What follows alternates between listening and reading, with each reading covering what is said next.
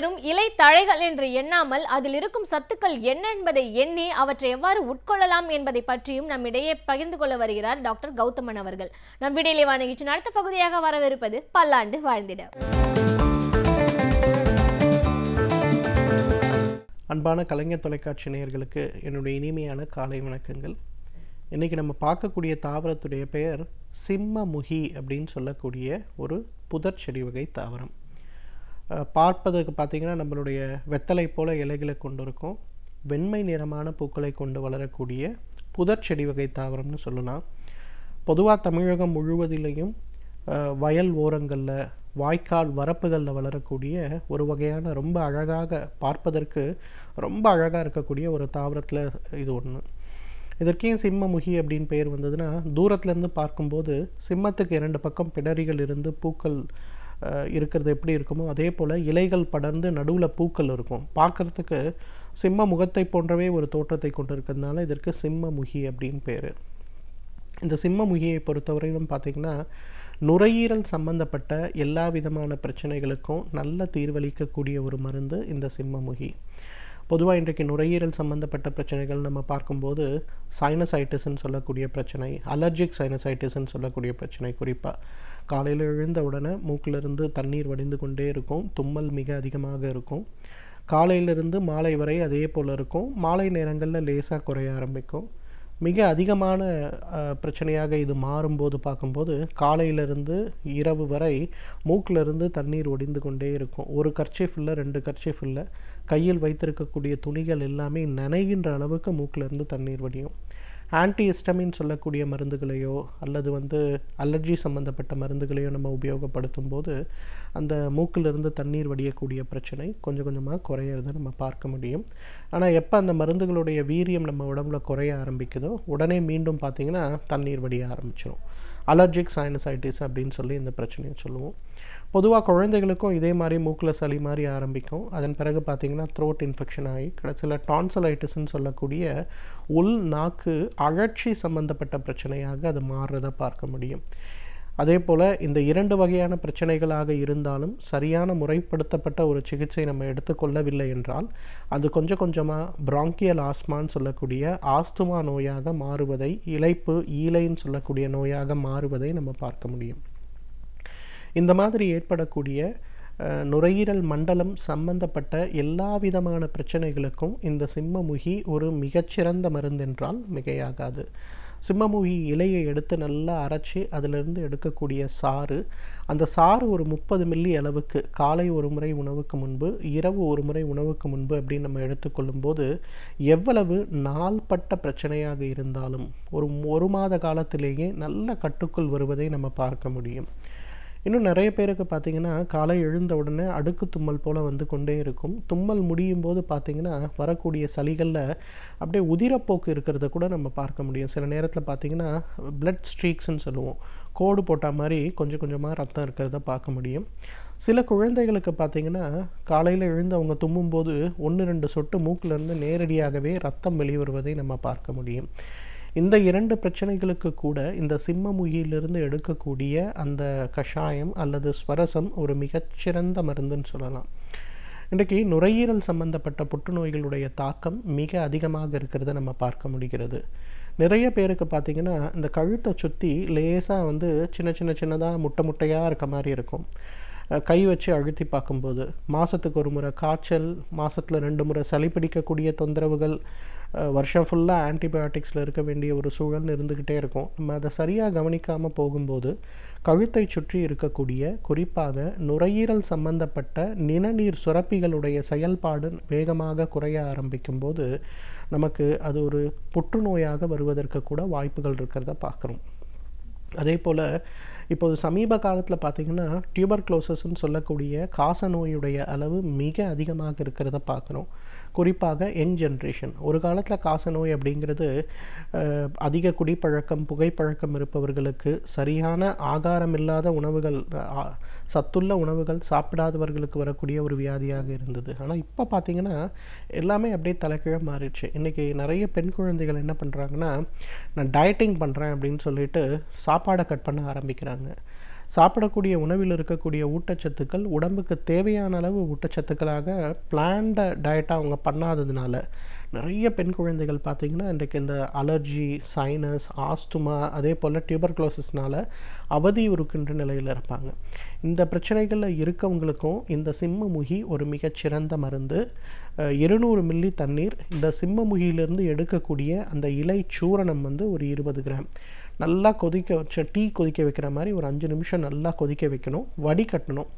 வடிகட்டிய பிறகு அதில் ஒரே ஒரு ஸ்பூன் தேன் போட்டு நல்லா கலந்து காலை, மதியம், இரவு 3 வேளை ஒரு டீ குடிக்கிற மாதிரி அதை சாப்பிட ஆரம்பித்தாலே நுரையீரல் சம்பந்தப்பட்டு இருக்கக்கூடிய பாதிப்புகள் படிப்படியாக குறைந்து நல்ல மாற்றம் ஏற்படுவதை பார்க்க முடியும். இன்றைக்கி குழந்தைகளுக்கு ஆஸ்துமா நோய் ஏற்படும் போது நம்ம என்ன பண்ணுறோம், குழந்தைகளுக்கு நெபுலைசர் சம்பந்தப்பட்ட சிகிச்சையோ அல்லது நேரடியாக இரத்த குழாய்களில் செலுத்தக்கூடிய ஊசி மருந்துகளையோ செலுத்துகிறோம். எல்லாத்துக்கும் மேலே இன்றைக்கு 10 வயதுக்கு உட்பட்ட குழந்தைகள் இருக்கக்கூடிய வீட்டில் எல்லாருக்குமே ஏற்படக்கூடிய மிகப்பெரிய தலைவலி ஏதாவது இருக்குது. ஒன்று தான், மாதத்துக்கு ஒரு முறை அந்த குழந்தைய ஹாஸ்பிட்டல் கூட்டு போய் சளி பிடிச்சிருச்சு, காய்ச்சல் வந்துருச்சுன்னு கொடுக்கக்கூடிய மருந்துகளை நம்ம கொடுக்குறோம்.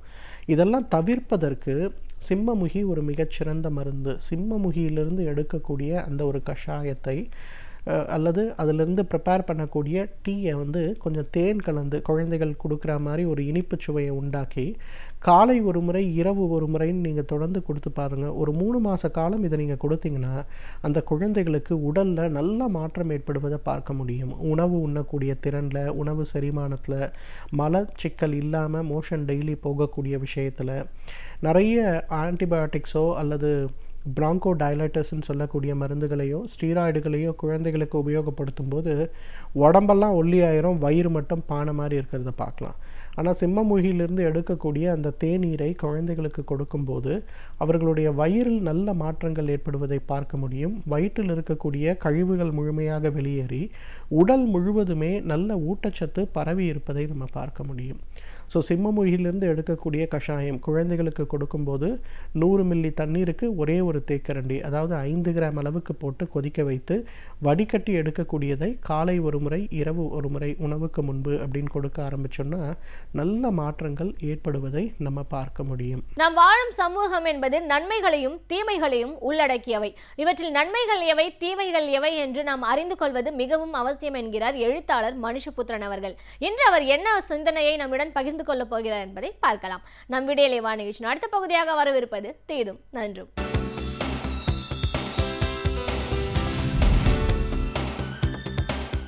வணக்கம் நண்பர்களே, இன்னும் ஒரு இனிய காலை பொழுதில் தீதும் நன்றும் நிகழ்ச்சியில் உங்களை சந்திப்பதில் மிக்க மகிழ்ச்சி அடைகிறேன்.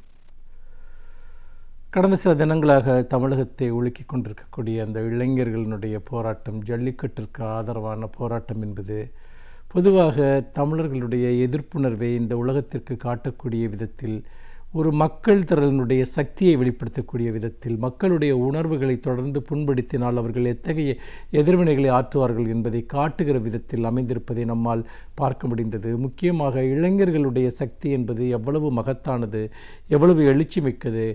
அவர்கள் ஒன்று திரள ஆரம்பித்தால் அவர்களை யாராலும் தடுத்து நிறுத்த முடியாது என்பதையும் கூட அந்த காட்சிகள் நமக்கு நினைவூட்டின. அப்படி பார்க்கிற போது இளைஞர்களுடைய போராட்டம், இந்த இளைஞர்களுடைய எழுச்சி என்பது மிகப்பெரிய அளவிற்கு அது கொண்டாடப்பட வேண்டிய ஒன்று. அதாவது இளைஞர்கள் என்று சொன்னால் அவர்கள் எந்த விதமான சமூக பொறுப்பு மற்றவர்கள் என்கிற ஒரு பிம்பம் தொடர்ந்து உருவாக்கப்பட்டு வந்திருக்கிறது. அவர்கள் உண்மையில் கேளிக்கைகளில் மட்டுமே அக்கறை கொண்டவர்கள் அல்லது பொழுதுபோக்குகளில் மட்டுமே நாடி செல்லக்கூடியவர்கள், தங்களுடைய சுயநலத்தை தவிர வேறு எந்த அக்கறையும் இல்லாதவர்கள் என்றெல்லாம் திரும்ப திரும்ப இந்த தலைமுறை இளைஞர்களை பற்றி சொல்லப்பட்டது. ஆனால் தமிழ் இளைஞர்கள் என்றைக்குமே அவர்கள் தாங்கள் போராடுவதற்கான ஒரு சந்தர்ப்பத்திற்காக, சமூகத்திற்கு தங்களுடைய பங்களிப்புகளை செய்வதற்கான ஒரு சந்தர்ப்பத்திற்காக காத்திருக்கிறார்கள் என்பதுதான் உண்மை. தமிழகத்தினுடைய இன்றைய நவீன அரசியல் வரலாறு என்பதே இளைஞர்களால் எழுதப்பட்டது, உருவாக்கப்பட்டது என்பதை நாம் மறந்துவிடக்கூடாது. 1960களில் இளைஞர்கள் நடத்திய, மாணவர்கள் நடத்திய இந்திய எதிர்ப்பு போர் தான் இன்றைக்கு திராவிட அரசியலினுடைய ஒரு அடித்தளமாக இருக்கிறது. திராவிட ஆட்சியினுடைய ஒரு அடித்தளமாக இன்றைக்கு வரைக்கும் இருந்து வந்திருக்கிறது. அது உருவாக்கிய அந்த போராட்ட களம், அந்த மொழிக்களம், அந்த மொழித்தளம் என்பதுதான், அந்த பண்பாட்டு தளம், அந்த இனமான தளம் என்பதுதான் இன்றைக்கும் கூட தமிழக அரசியலினுடைய திசை வழிகளை தீர்மானிக்கக்கூடியதாக இருக்கிறது என்பதை நாம் மறந்துவிடக்கூடாது. அந்த வகையில் தான் நாம் தொடர்ந்து இந்த இளைஞர்களினுடைய போர்க்குணத்தை, போராட்டத்தை, அவர்களுடைய எதிர்குணத்தை நாம் பார்க்கிறோம். அதாவது நாமார்க்கும் குடியெல்லோம் என்கிற அந்த ஒரு உணர்வுடன் இன்றைக்கு இளைஞர்கள் கிளர்ந்து எழுகிறார்கள். அவர்களுடைய பேச்சுக்களில் வெளிப்படக்கூடிய தமிழ் அடையாளம் சார்ந்த உணர்வுகள் என்பது மகிழ்ச்சி அளிக்கக்கூடியதாக இருக்கிறது. இப்போதாவது தமிழ் பண்பாட்டை, தமிழ் அடையாளத்தை அல்லது தமிழர்கள் என்ற தங்களுடைய ஒரு ஒட்டுமொத்த உணர்வை இளைஞர்கள் பெறுவது என்பது ஒரு வரலாற்று தருணம். இந்த தருணத்தை நாம் உண்மையில் தவற விட்டுவிடக்கூடாது என்றுதான் நான் நினைக்கிறேன்.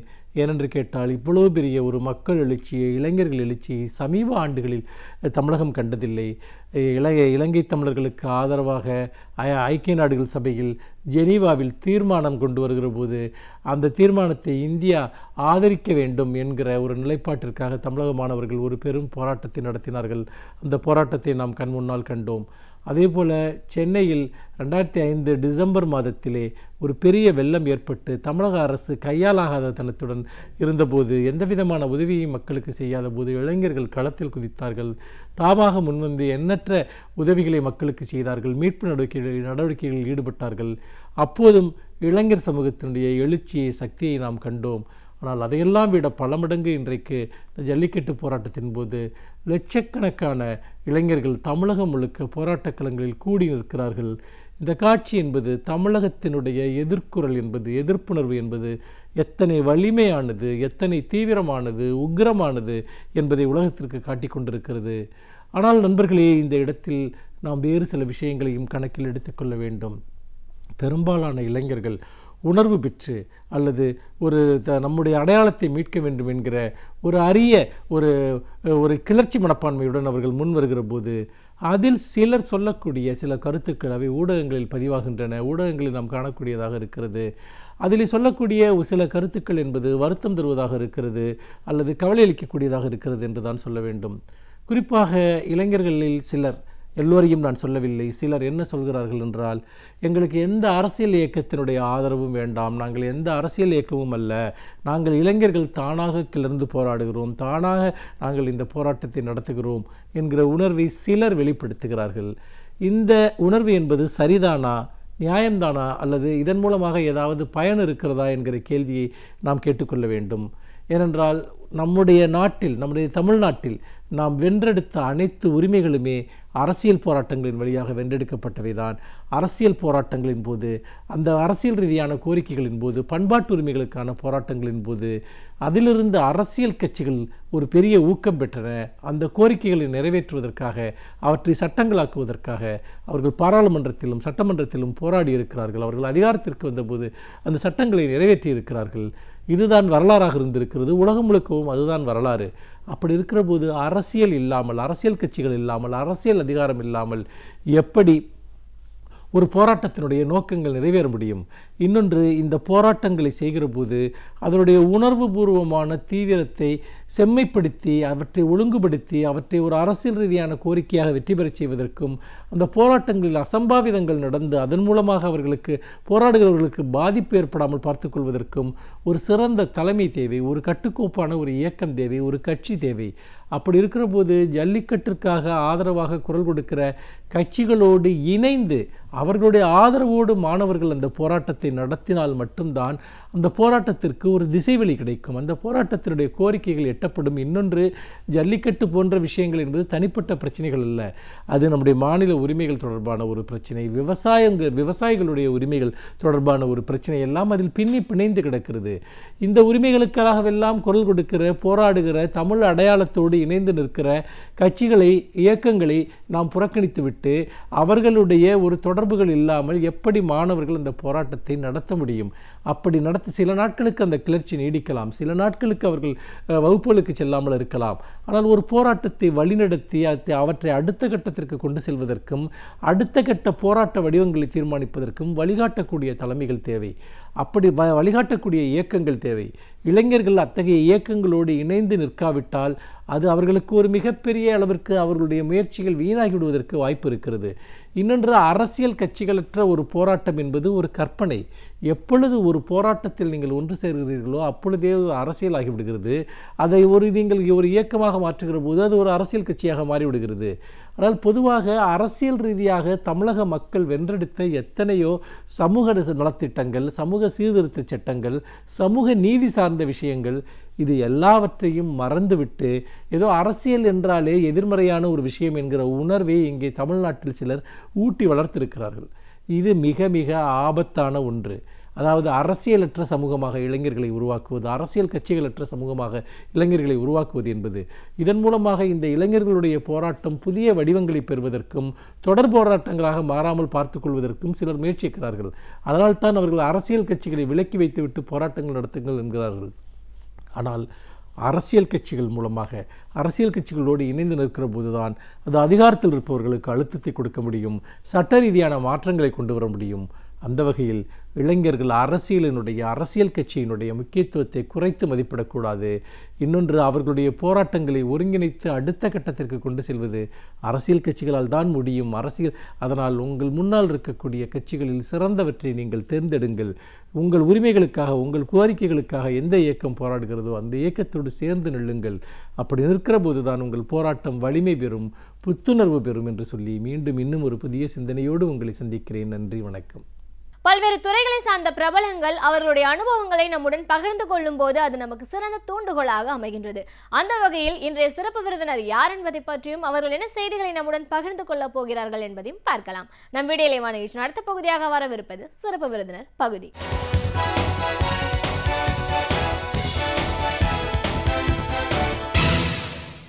வணக்கம் நேயர்களே, விடியலைவா நிகழ்ச்சியின் சிறப்பு விருந்தினருக்கான நேரம் இது. இன்றைய சிறப்பு விருந்தினர் மருத்துவத்துறை நிர்வாக இயக்குனர் டாக்டர் குருசங்கர். ஒரு மருத்துவத்துறையோட நிர்வாக இயக்குனர் அப்படிங்கிற முறையில் அடிப்படையில் ஒரு மருத்துவராக இருந்தாலும் மருத்துவமனையை நிர்வகிக்கணும், அதை சிறப்பாக செயல்படுத்தணும் அப்படிங்கிறதுக்காக இவங்க செஞ்சுட்டு இருக்கிற பணிகள், ஒரு மருத்துவமனை அப்படின்னு நம்ம இன்னைக்கு போக வேண்டிய அவசியம் என்ன, அதனால நமக்கு கிடைக்கக்கூடிய பலன்கள் என்ன, கிராமப்புறங்களில் இதோட விழிப்புணர்வு எப்படி இருக்கு, இப்படி பல விஷயங்களை கருத்துக்களை நம்ம டாக்டர் கிட்ட கேட்டு தெரிஞ்சுக்கலாம். வணக்கம் டாக்டர். ஒரு மருத்துவத்துறை நிர்வாக இயக்குனர் அப்படிங்கிற முறையில் முதல்ல எங்கள் நிகழ்ச்சிக்கு உங்களை நாங்கள் வரவேற்கிறோம் சார். அடிப்படையில் நீங்கள் ஒரு மருத்துவர் அப்படின்னாலும் அதுக்கப்புறமா நிர்வாகத்துறை சார்ந்த மேல் படிப்பை படிச்சுட்டு ஒரு ஹாஸ்பிட்டலில் நிர்வகிக்கணும், இந்த மாதிரி நிறைய இடத்துல புது புது மருத்துவமனையை உருவாக்கணும், மக்களுக்கு சேவை பண்ணணும், இதை பற்றின ஒரு புரிந்துணர்வு, விழிப்புணர்வு இதெல்லாம் கிராமப்புறங்களுக்கும் போய் சேரணும் அப்படிங்கிறதுக்காக பல பணிகளை நீங்கள் சிறப்பாக செஞ்சிட்ருக்கீங்க. இன்றைக்கும் நிறைய ஒரு கேள்வி இருக்குது, ஏன் அந்த காலத்து மாதிரியே ஒரு ஃபேமிலி ஃபிசிஷியன் ஏன் இருக்கக்கூடாதுன்ற ஒரு போக்கு பேசுகிறதையும் நம்ம பார்க்குறோம். இங்கே ஒரு பெரிய கார்ப்பரேட் நிறுவனங்கள் ஒரு 5 நட்சத்திர விடுதி மாதிரிலாம் பெரிய பெரிய மருத்துவமனைகள் உருவாகிறதையும் பார்க்கணும். எல்லா விதமான தொழில்நுட்பமும் ஒரே இடத்துல கிடைக்கக்கூடிய வாய்ப்புன்னு சொல்கிறதையும் பார்க்குறோம். ஆனால் அதுலேயும் நிறைய சிக்கல்கள் இருக்குது. ஒன்று இதுக்கு பார்க்க போனா 10 விதமான டெஸ்ட் கொடுக்குறாங்க, இதை பண்ண சொல்றாங்க, அப்படிப்பட்ட ஒரு போக்கும் இருக்கிறத பார்க்குறோம். இதுக்கு அப்படியே எதிர்மறையா நீங்க கிராமப்புறங்கள்ல போனீங்கன்னா இன்னும் சின்ன சின்ன கிளினிக், ஒரு தனிப்பட்ட முறையில் ஒரு மருத்துவரை போய் பார்க்கக்கூடிய ஒரு கல்ச்சர் தான் இன்னும் நம்ம பார்த்துட்டு இருக்கோம். உண்மையிலேயே இதில் எது சிறந்தது, எதில் அதிகப்படியான மருத்துவ வசதிகள் நம்மளோட தேவைகளை பூர்த்தி செய்யக்கூடிய இடமா எது அமையுது, எப்படி அது இருக்கணும் அப்படின்னு உங்களுடைய பார்வையில் நீங்கள் பார்த்துருக்கீங்கன்னு நிறைய கருத்துக்களை எங்களோட இன்னைக்கு நீங்கள் முழுமையாக பகிர்ந்துக்கணும் சார். முதல்ல ஒரு மருத்துவமனை நிர்வாக இயக்குனர் அப்படிங்கிற முறையில் இன்னைக்கு ஹாஸ்பிட்டல்ஸ் நிறைய வந்திருக்கு, ஆனாலும் ஒரு சில இடங்களை தான் மக்கள் அதிகமாக தேடி போயிட்டு இருக்காங்க. ஸோ இப்போ ஒரு மருத்துவமனை அப்படிங்கிறது என்ன, எந்த மாதிரியான ஒரு விழிப்புணர்வு மக்கள் மத்தியில் ஒரு இம்பேக்ட் எந்த மாதிரியான ஹாஸ்பிட்டல்ஸ் கிரியேட் பண்ணுது? அதாவது பல வருஷத்துக்கு முன்னாடி நீங்கள் பார்த்தீங்கன்னா ஒரு ப்ரீவியஸ் ஜெனரேஷனில் பார்த்தீங்கன்னா உங்களுக்கு கம்யூனிகபிள் டிசீசஸ் நிறையா இருந்துச்சு. தொற்று நோய்கள், ஒரு ஆள்கிட்ட இன்னொரு ஆளுக்கு போகக்கூடிய நோய்கள் அதிகமாக இருந்துச்சு. அப்போ சிறிய மருத்துவமனைகள் அதை ஹேண்டில் பண்ணக்கூடிய கெப்பாசிட்டி அவங்களுக்கு இருந்துச்சு. ஆனால் இன்றைக்கி நான் கம்யூனிகபிள் டிசீசஸ் லைக் ஹார்ட்டில் இருக்க ப்ராப்ளம் இல்லை ஸ்ட்ரோக்குன்றோம், இந்த மாதிரி நான் கம்யூனிகபிள் டிசீசஸ் ரொம்ப சிக்னிஃபிகண்ட்டாக ஏறிடுச்சு. இந்தியாவில் 3 நோய்களில் நம்ம உலகத்திலே அதிக நம்பர் ஆஃப் பேஷண்ட்ஸ் இந்த நாட்டில் தான் இருக்காங்க. ஒன்று கேன்சர், இன்னொன்று டயபெட்டிஸ், இன்னொன்று heart. We are the cancer capital, diabetic capital and cardiac capital of the world. So இந்த மாதிரி நோய்களுக்கு நீங்கள் மருத்துவம் பார்க்கணும்னா சிறிய மருத்துவமனைகள் பத்தாது, அதுக்கு பெரிய மருத்துவமனைகள் தேவைப்படும். அந்த பெரிய மருத்துவமனைகளில் நிறைய இன்ஃப்ராஸ்ட்ரக்சர் போட்டு நிறைய மருத்துவ உபகரணங்கள் போட்டு எக்யூப்மெண்ட்ஸ் போட்டு வைத்தியம் பார்க்கக்கூடிய வேண்டிய அவசியம் வருது. அதனால தான் பெரிய மருத்துவமனைகளுடைய தேவை அதிகமாக இப்போ இன்னைக்கு இருக்கிற நோய்களுக்கு நடுவில் நம்ம மாறியிருக்கோம். ஸோ அதுக்காக கிராமத்தில் இருக்கிற ஸ்மாலர் கிளினிக்ஸ் நாட் நெசசரி, தேவையில்லைன்னு சொல்ல முடியாது. அந்த சின்ன கிளினிக்ஸ் தான் இன்னமும் மெஜாரிட்டி மக்களுடைய மருத்துவ தேவைகளை அட்ரஸ் பண்ணிகிட்டு இருக்குங்க. அதே நேரத்தில் அவங்க வைத்தியம் பார்க்க முடியாத சமயத்தில் அவங்க வந்து பேஷண்ட்ஸை வந்து ரெஃபர் பண்ணும்போது ஒரு பெரிய மருத்துவமனைகளுடைய அவசியம் அங்கே வருது. அதுதான் அதோடைய வித்தியாசம். ஸோ இந்த வித்தியாசத்தில் பார்த்தீங்கன்னா பெரிய மருத்துவமனைகள் வந்து எவ்வளவு இருக்குது இந்தியாவில் அப்படின்னு பார்த்தீங்கன்னா number of beds, hospital beds ரொம்ப ரொம்ப கம்மி நம்ம நாட்டில். WHO ஸ்டாட்டிஸ்டிக்ஸ் படி 10,000 பேருக்கு இந்தியாவில் 9 ஹாஸ்பிட்டல் பெட் தான் இருக்குது. வெரஸ் ஸ்டாண்டர்ட் வந்து 30 ஹாஸ்பிட்டல் பெட் இருக்கணும். இப்போ வளர்ந்த நாடுகள் அமெரிக்காவிலேயோ இல்லை யூகேலேயோ இந்த அளவுக்கு அவங்களுடைய பெட் ஸ்ட்ரென்த் ஏறி இருக்குது. பெரிய மருத்துவமனைகளுடைய நம்பர்ஸ் அவ்வளவு இருக்குது. பட் இந்தியாவில் 9 தான் இருக்குது. ஏற்கனவே நம்ம 21 ஷார்ட் ஃபாலில் இருக்கும். இந்த 9 hospital beds 9 beds out of 10,000 population தான் இந்தியாவில் இருக்குது. அதுவுமே அதிகமாக நகர்ப்புறங்களில் தான் இருக்குது, கிராமப்புறங்களில் கிடையாது. கிராமத்தில் இன்றைக்கி நம்பர் ஆஃப் பெரிய மருத்துவமனைகள் ரொம்ப கம்மி.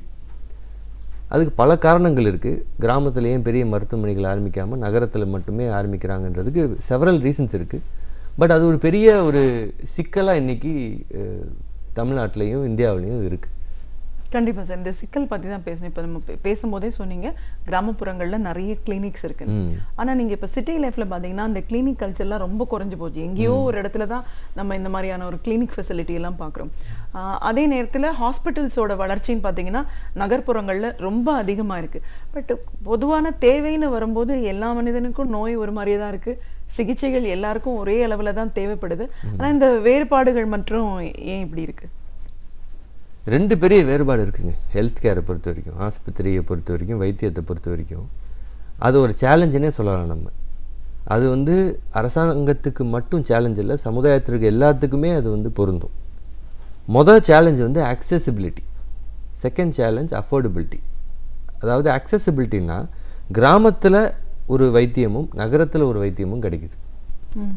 ரெண்டாவது அஃபோர்டபிலிட்டி, ஏழைக்கு ஒரு வைத்தியமும் பணக்காரனுக்கு ஒரு வைத்தியமும் கிடைக்குது. இந்த வேற்றுமை வந்து ஒரு நல்ல சமுதாயத்தில் ஒரு நல்ல வளர்ந்த நாட்டில் இருக்கக்கூடாது. அது வந்து சரிசமமாக இருக்கணும். இப்போ நீங்கள் யூகேல எடுத்துட்டிங்கன்னா எல்லாருக்கும் NHSன்னு ஒன்று வச்சுட்டு அவங்க த்ரூ NHS வைத்தியம் பார்க்குறாங்க. ஸோ அப்போ வந்து இந்த வேற்றுமை வர்றது கிடையாது. ஸோ இந்த வேற்றுமையை நீக்கிறதுக்கு நிறையா விஷயங்களை செய்யணும்.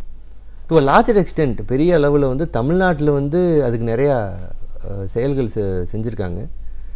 ஃபார் எக்ஸாம்பிள் அஃபோர்டபிலிட்டியை வந்து, அதாவது ஒரு மனுஷன் பணக்காரனுக்கு ஒரு மருத்துவம், ஏழைக்கு ஒரு மருத்துவம், அது இருக்கக்கூடாது அப்படின்னா குரூப் இன்சூரன்ஸ் ஸ்கீம் தான் அது வந்து ஒரு சிறந்த திட்டம். அது தமிழ்நாட்டில் ஃபஸ்ட்டு கொண்டு வந்தது வந்து கலைஞர் காப்பீடு திட்டம். சப்சிக்வெண்ட்டாக அது CM இன்சூரன்ஸ் ஸ்கீம்னு மாறி இன்றைக்கி அது எஃபெக்டிவாக செயல்பட்டுருக்கு. ஸோ அப்போ ஒருத்தவனுக்கு பணம் இருந்தாலும் இல்லாட்டியும் இன்றைக்கி தனியார் மருத்துவமனையில் போய் ஒரு வைத்தியம் பார்க்கக்கூடிய ஒரு சிச்சுவேஷன், ஒரு சூழ்நிலை இன்றைக்கி உருவாகியிருக்கு. அந்த இன்சூரன்ஸ் ஸ்கீம் இன்னும் கொஞ்சம் டெவலப் பண்ணி இன்னும் அதிக நோய்களுக்கு அது கவரேஜ் கொடுத்து பேமெண்ட் அப்படின்னு சொல்லுவோம். அதாவது ஒரு ஆஸ்பத்திரிக்கு வர்றாங்க, சில ப்ரொசீஜர்ஸ் வந்து அந்த இன்சூரன்ஸ் திட்டத்தில் கவர் ஆகிருக்கும். பட் அந்த இன்சூரன்ஸ் திட்டம் போட்ட நாள்லேருந்து அது ரினியூ பண்ணுற நாட்களுக்கு நடுவில் சில புது வகையான ட்ரீட்மெண்ட்ஸ் வந்திருக்கலாம், புது வகையான கருவிகள் வந்திருக்கலாம். அதை நாங்கள் பேஷண்ட்டுக்கு சொல்லும்போது, சார் நான் பே பண்ணி நான் எடுத்துக்கிறேன் அப்படின்னு சொல்லும்போது இன்றைக்கி அதை பே பண்ணக்கூடிய ஆப்ஷன் கிடையாது. பட் பேமெண்ட்டுன்ற ஒரு சிஸ்டம் கொண்டு வந்தால் அந்த எக்ஸ்ட்ரா என்ன வருதோ அதை பேஷண்ட் வந்து பே பண்ணிவிட்டு வைத்தியம் பார்க்கக்கூடிய சூழ்நிலை வரும். இந்த மாதிரி சிங்கப்பூரில் செயல்பட்டுக்கிட்டு இருக்குது. ஸோ இன்சூரன்ஸும் இருக்கும், அட் த சேம் டைம் அது சப்சிடைஸ் பண்ணி கொஞ்சத்தை பேஷண்ட்டும் கொடுக்கக்கூடிய ஒரு வாய்ப்பை கொடுப்போம். ஸோ இப்போ ஜென்ரல் வார்டுக்கு பதிலாக எனக்கு ஸ்பெஷல் ரூம் வேணும், ஒரு பெரிய ரூமில் இருக்கணும்னு பேஷண்ட் கேட்குறாருன்னா அப்போ அந்த டிஃப்ரென்ஸை பேஷண்ட்டு கட்டி வைத்தியம் பார்க்கக்கூடிய சூழ்நிலை வரும். ஸோ பணம் இருந்தாலும் இல்லாட்டியும் ஒரு மினிமம் இதளவுக்காச்சும் வைத்தியம் கிடைக்கணும் அப்படின்ற ஒரு சூழ்நிலையை இன்சூரன்ஸ் உருவாக்கும். அதை நோக்கி Tamil Nadu I think we are progressing well. ரெண்டாவது அக்சசிபிலிட்டின்னு பார்த்தீங்கன்னா அதுக்கு வந்து நிறையா காரியங்கள் வந்து இன்றைக்கி தடைக்கல்லாக இருக்குது. இன்றைக்கி என்னவே எடுத்துட்டிங்கன்னா, நான் வந்து மதுரையில் ஐ மேனேஜ் ஹாஸ்பிட்டல். ஒரு இன்சிடெண்ட்டுக்கு அப்புறம் நான் வந்து தஞ்சாவூரில் ஒரு ஹாஸ்பிட்டல் கட்டணும்னு நினச்சேன். அப்போ ஒரு கிராமத்தில் ஒரு ஹாஸ்பிட்டல் கட்டணும் அப்படின்னு ஒரு முடிவு எடுத்து அங்கே நாங்கள் போய் ஒரு ஸ்டடி பண்ணோம். அப்போ ஸ்டடி பண்ணும்போது தான் அதோடைய சவால்கள் என்னென்னு எனக்கு தெரிய வந்துச்சு. முதல் விஷயம் நீங்கள் அடிப்படையில் புரிஞ்சுக்கிறது என்னென்னா, ஒரு மருத்துவமனை கட்டணும்னா, ஒரு பெரிய மருத்துவமனை, ஒரு 250 படுக்கை கொண்ட ஒரு 1.5 லட்சம் 2 லட்சம் சதுரடியோட ஒரு மருத்துவமனை கட்டணும்னா அதுக்கு நிறைய செலவுகள் ஒரு மருத்துவரோ இல்லை அந்த மருத்துவமனை கட்டுறதுக்கு முயல்பவரோ செய்ய வேண்டிய சூழ்நிலை இருக்குது. மெட்ராஸ்லேயோ கோயம்புத்தூர்லேயோ ஒரு பெரிய நகரத்துலேயே மருத்துவமனை கட்டினாலும், இல்லை ஒரு ஊரில் மருத்துவமனை இல்லைன்னு வைங்க, ஃபார் எக்ஸாம்பிள் கொடைக்கானல்லையோ இப்போ தஞ்சாவூர்லேயோ மருத்துவமனையே இல்லை, டெர்ஷரி கேர், அதாவது இப்போ கார்டியாக் இதய நோய் வந்துச்சுன்னா அதுக்கு வைத்தியம் பார்க்கக்கூடிய மருத்துவமனை ஒன்று கூட 2009 தஞ்சாவூரில் கிடையாது. அப்போ அங்கே நம்ம அதை கொண்டு வருவோம் அப்படின்னு நம்ம நினைக்கிறோம். கேத் லேப்னு ஒரு கருவியை போட்டு அந்த மருத்துவமனை கொண்டு வரணும்னு நினைக்கிறோம். அப்படின்னா அதை நாங்கள் தஞ்சாவூரில் கட்டினாலும் கொடைக்கானலில் கட்டினாலும் இல்லை சென்னையிலேயோ கோயம்புத்தூர்லேயோ கட்டினாலும் சிமெண்ட் வேலையும் ஸ்டீல் வேலையும் ஒன்று தான். அந்த மருத்துவ உபகரணத்தை நாங்கள் இம்போர்ட் பண்ணுறோம் வெளிநாட்டிலேருந்து. கேத் லேப்னு ஒரு கருவி 3 கோடி ரூபா 4 கோடி ரூபா ஆகும். எம்ஆர்ஐ ஸ்கேன் சிடி ஸ்கேனில் 3-4 கோடி ரூபா ஆகும். அப்போ அந்த இம்போர்ட் பண்ணும்போது கஸ்டம் டியூட்டி கட்டுறோம். நாங்கள் எங்கே ஹாஸ்பிட்டல் கட்டினாலும் ஒரே கஸ்டம் டியூட்டி தான் அரசாங்கத்துக்கு கட்டுறோம், ஒரே கரண்ட் பில் தான் அரசாங்கத்துக்கு கட்டுறோம். அப்போ எல்லா செலவுகளும் ஒரே அளவு இருக்குது. ஆனால் அஃபோர்டபிலிட்டி, பேஷண்ட்டால் எவ்வளோ பணம் கொடுக்க முடியுன்ற கேள்வி வரும்போது நகரத்தில் இருக்கவங்க அதிக பணத்தை கொடுக்கக்கூடிய வலு அவங்கக்கிட்ட இருக்குது. கிராமத்தில் இருக்கவங்ககிட்ட அவ்வளோ பணம் இருக்காது, அந்த வலு அவங்கக்கிட்ட கிடையாது. ஆட்டோமேட்டிக்காக இதனால் என்ன ஆகுது, கிராமங்களில் மருத்துவமனைகள் கட்டினால் அது நஷ்டத்தில் போகக்கூடிய சூழ்நிலை இன்றைக்கி இருக்குது. அப்போ அந்த சூழ்நிலை மாறாமல் இது சமதளமாக ஆகணும்னு எதிர்பார்க்க முடியாது. நம்ம அந்த சூழ்நிலை முதல்ல அடிப்படையில் மாறணும்.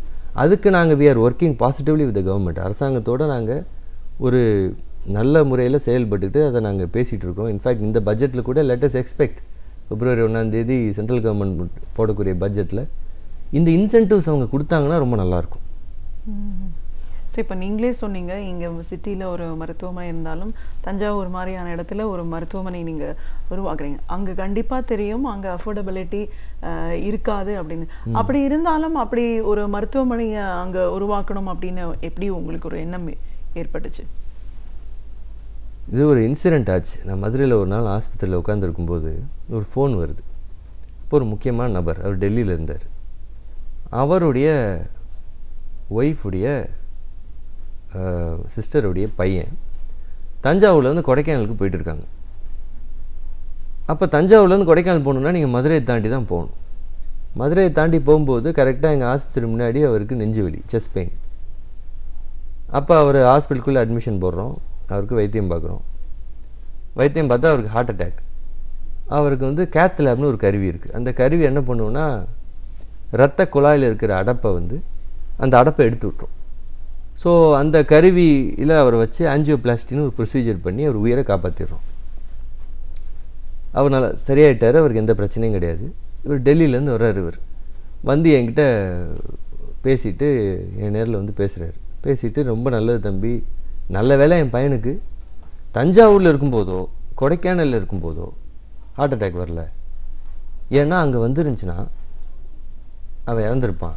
காரணம், தஞ்சாவூர்லேயோ கொடைக்கானல்லையோ இந்த கேத் லேப்னு சொல்லக்கூடிய இந்த எக்யூப்மெண்ட் உள்ள ஒரு பெரிய மருத்துவமனை அங்கே கிடையாது.